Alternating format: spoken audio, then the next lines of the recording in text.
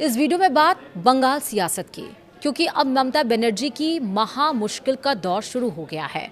भाजपा के green signal के इंतजार में 20 से ज्यादा सांसद आए गए हैं। काकोली घोष का इशारा समझ आना चाहिए कि आखिरकार ममता बनर्जी का मुश्किल का दौर क्यों शुरू होने जा रहा है। पहले तो वो चुनाव हारी, अब सांसदों और विधायकों को और जो उनके पार्टी के अंदर लोग थे जो कभी नजरें नहीं उठाते थे, आज वो खुले तेवर में ममता बनर्जी के सामने बोल रहे हैं और ममता बनर्जी कुछ नहीं कर पा रही हैं। आखिरकार क्या करेंगी ममता बनर्जी, ये आज हम समझेंगे। नमस्कार, आप देख रहे हैं न्यूज़ 18 का डिजिटल प्लेटफॉर्म और मैं हूं आपके साथ श्रुति श्रीवास्तव। टीएमसी के भीतर एक बहुत बड़ा राजनीतिक विस्फोट होने की आहट सुनाई दे रहा है। बंगाल की सत्ता हाथ से जाने के बाद ममता बनर्जी की महा मुश्किल का दौर शुरू हो चुका है। टीएमसी को जल्द ही बड़ा झटका लग सकता है। विधानसभा चुनाव में भाजपा से परास्त हुई ममता के अच्छे दिन कभी लौट भी पाएंगे, इसमें संदेह का बीजारोपण हो गया है। सत्ता की हनक गई, समर्थक साथ छोड़ रहे हैं, पार्षद भाग रहे हैं और अब सांसदों विधायकों के भागने की सुबुगाहट शुरू हो गई है। तो कौन है टीएमसी सांसद काकोली घोष जिसने ममता की नींद उड़ा रखी है? विस्तार से आपको बताते हैं। दरअसल बंगाल में बदलाव हो गया है। अब बदलाव के दायरे का विस्तार हो रहा है।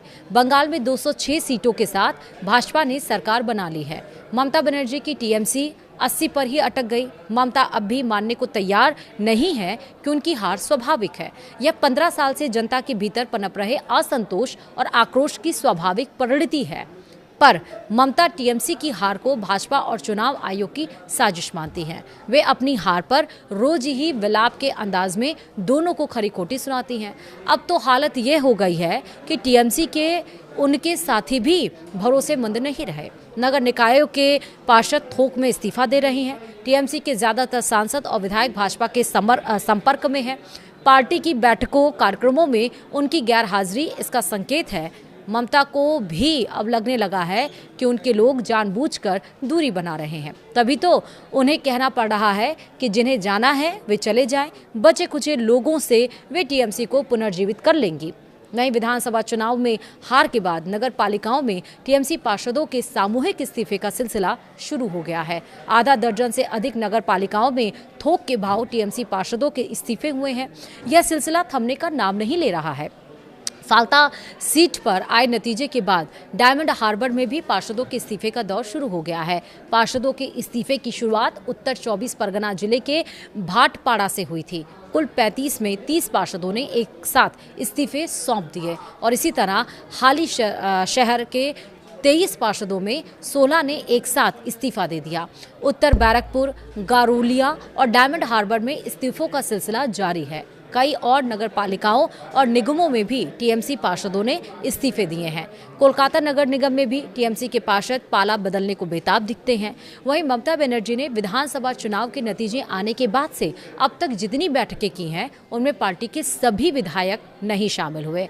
शामिल ना होने की कोई वजह बताना भी विधायकों ने मुनासिब नहीं समझा। चूंकि बैठकें टीएमसी चीफ ममता ने बुलाई थी, इसलिए सबकी उपस्थिति जरूरी थी, खासकर तब जब पार्टी के सामने अस्तित्व का खतरा पैदा हो गया है। टीएमसी के सांसद भी ममता से दूरी बनाने लगे हैं। चुनाव परिणाम आने के बाद ममता की बुलाई पहली ही बैठक से 10 से 12 नवनिर्वाचित विधायक नदारद रहे। विरोध प्रदर्शनों में सभी विधायकों की भागीदारी ममता बनर्जी सुनिश्चित नहीं कर पाई। इतना ही नहीं, अब तो ममता बनर्जी और उनके भतीजे सांसद अभिषेक बनर्जी के नेतृत्व पर भी सांसद विधायक खुलकर सवाल उठाने लगे हैं। टीएमसी के सामने 2021 के बाद यह दूसरा बड़ा संकट है।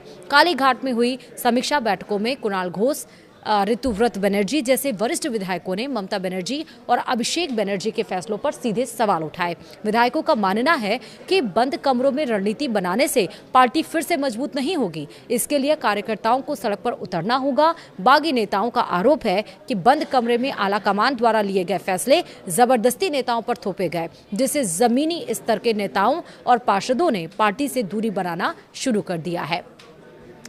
वहीं टीएमसी के संकट को इससे भी समझा जा सकता है कि ममता ने 4 बार की सांसद काकोली घोष दस्तीदार से लोकसभा में मुख्य सचेतक का पद छीनकर कल्याण बनर्जी को दे दिया। इससे काकोली की नाराज और ज़्यादा बढ़ गई, और या फिर यूँ कहें कि काकोली नाराज हो गई।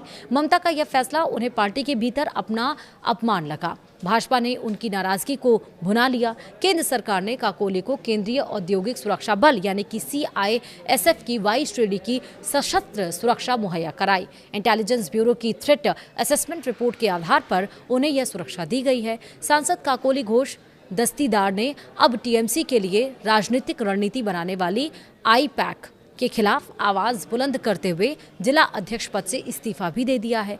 काकोली की नाराजगी सामान्य बात इसलिए नहीं है कि यह सांसदों में भगदड़ का संकेत हो सकता है। उनकी तरह और भी कई सांसद हैं जो पार्टी नेतृत्व से नाराज हैं। TMC के एक सांसद की बातों पर भरोसा करें तो आने वाले कुछ दिनों में ममता बनर्जी को जोर का झटका लगने वाला है। लोकसभा में TMC के अभी 29 सांसद हैं। लोकसभा में सर्वाधिक सांसदों वाली विपक्ष की यह दूसरी पार्टी है, सर्वाधिक वाले विपक्षों की। और पर अब यह स्थिति बदलने वाली है। भाजपा से ग्रीन सिग्नल मिला तो झटके में 20 से 25 लोग पाला बदल सकते हैं। कल्याण बनर्जी, अभिषेक बनर्जी और अन्य 1-2 सांसदों को छोड़कर बाकी को साथ लेने के लिए भाजपा तैयार है। चर्चा है कि अगले ही महीने भाजपा इसे मूर्त रूप दे सकती है।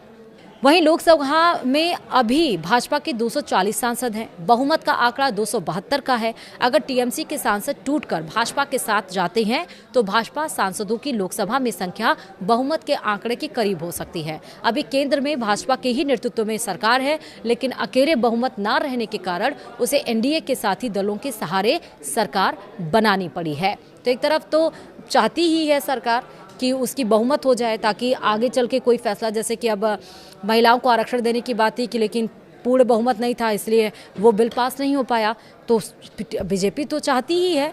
लेकिन अब देखना है कि ममता बनर्जी अपने सांसदों विधायकों को जो बागी तेवर दिखा रहे हैं उनको कैसे रोक पाएंगी, और या फिर जिस तरह से ममता बनर्जी रिएक्ट कर रही हैं कहीं उनका रिएक्शन उनके ऊपर ही भारी ना पड़ जाए।